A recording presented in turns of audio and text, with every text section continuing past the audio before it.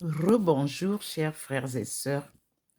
Nous sommes donc maintenant devant la lumière divine qui m'illumine, comme vous voyez, différente de celle du soleil. Me voici assise au même endroit, illuminée par le Seigneur. Sa lumière magnifique, celle à travers laquelle il me présente ses œuvres. Me voici, mes frères et sœurs. Vous-même, vous voyez comment je suis illuminée. Oui. Et Maman Marie atterrit déjà sur la porte de ma chambre. Comme vous voyez, elle est là. Elle est descendue déjà dans la chambre. Elle va arriver bientôt là où elle se met. Et moi, je suis ici. Me voici, baignée de cette belle lumière-là. Me voici, mes frères et sœurs. La lumière du Seigneur n'est pas comme la lumière du soleil, comme je vous l'ai dit. Et elle est posée derrière moi, ce qui va avoir manifestation. Vous voyez, derrière moi se pose cette lumière. Nous allons observer ensemble les manifestations du Seigneur. Je vous retourne encore vers le Seigneur, ta lumière qui domine le ciel et la terre. Mes frères et sœurs, voilà la lumière du Seigneur. Chez moi, au 93A, avenue du Général de Gaulle, qui pénètre par la baie vitrée du balcon. Voilà le petit point qui m'amène, dont je vous parlais tout à l'heure. C'est le guide, c'est la présence de Dieu. C'est ce qui me fait savoir que c'est la lumière du Seigneur et non la lumière du soleil. Voici la lumière divine, présence réelle de Dieu chez sa servante Ndomomelingi Thérèse. Nous sommes devant le Seigneur. Illuminé par sa lueur, je vous présente le Seigneur. Dieu est lumière. Nul ne l'a jamais vu. Mais je vous dis, j'ai suis de cette lumière. La voici. Celle qu'il m'a donnée pour que je la porte autour des nations. Dieu est vérité. Dieu est humilité. Dieu est sainteté. Que tous ceux qui servent Dieu reprennent l'image de création. Dieu nous a créés à son image.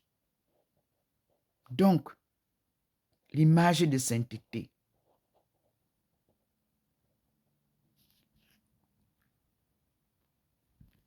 Voilà la lumière du Seigneur que vous voyez vous-même circuler dans la maison.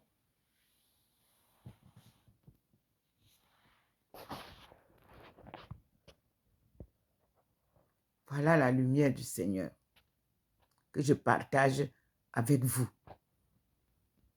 Je suis docteur Ndomomelingi Thérèse, servante du Seigneur, Dieu Tout-Puissant, Créateur du ciel et de la terre, qui m'a donné comme compagnon de route son Fils bien-aimé, le Christ, crucifié et ressuscité.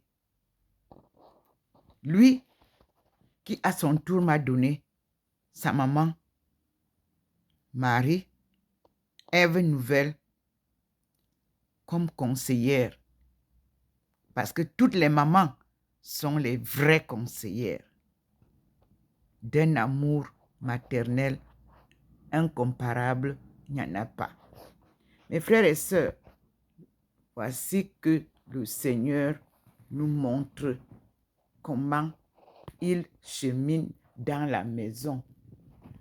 Et il nous amène voir l'arrivée de Maman Marie. Et vous voyez où est-ce qu'il a posé la lueur derrière moi. Il y aura manifestation là. Voyez, voilà la lumière posée derrière moi. Et là, voilà, posée à l'entrée de ma chambre où Maman Marie arrive. Gloire à Dieu. Il illumine toute la maison. Il est avec nous, le Seigneur. Je suis devant lui. Me voilà illuminé. Gloire à Dieu. Merci, Seigneur. C'est Dieu qui choisit sa servante ou son serviteur.